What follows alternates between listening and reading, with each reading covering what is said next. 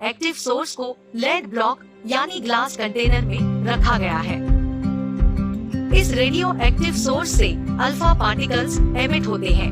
एक alpha particle में 4 unit mass और 2 यूनिट पॉजिटिव चार्ज होता है कि जब अल्फा रे को लेड ब्लॉक से प्रोजेक्ट किया जाता है तब अल्फा रे स्लिट से पास होते हुए गोल्ड फॉइल पे फॉल करती है।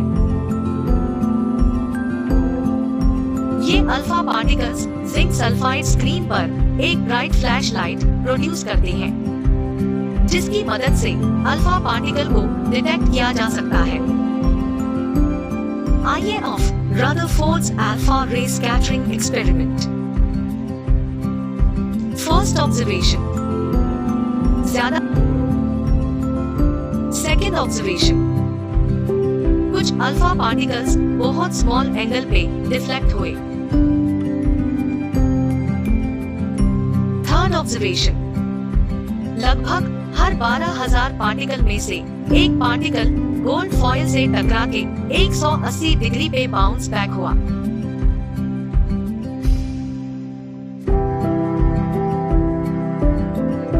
इन सभी ऑब्जर्वेशंस को ध्यान में रखते हुए रदरफोर्ड ने कुछ कंक्लूजन्स यानी निष्कर्ष निकाला जो कि कुछ इस तरह है।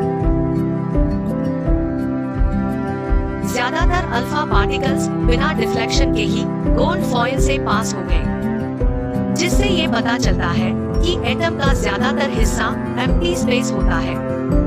कुछ अल्फा पार्टिकल बहुत स्मॉल एंगल पे डिफ्लेक्ट हुए, जिससे ये पता चलता है कि एटम में पॉजिटिव चार्ज यूनिफॉर्मली डिस्ट्रीब्यूट नहीं होता, बल्कि बहुत छोटे वॉल्यूम में कॉन्सेंट्रेट होता है।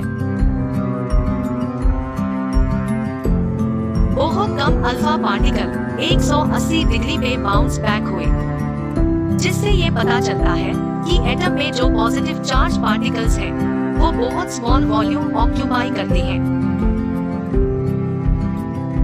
इस एक्सपेरिमेंट के बेसिस पे रदरफोर्ड ने इसे एटम का न्यूक्लियर मॉडल बताया और साथ ही इसके फीचर्स को एक्सप्लेन किया, जो कि कुछ इस तरह है।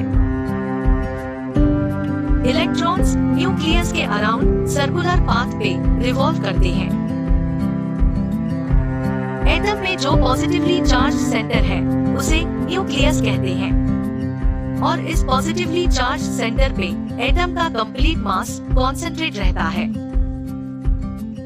न्यूक्लियस का साइज एटम के कंपैरिजन में बहुत छोटा होता है।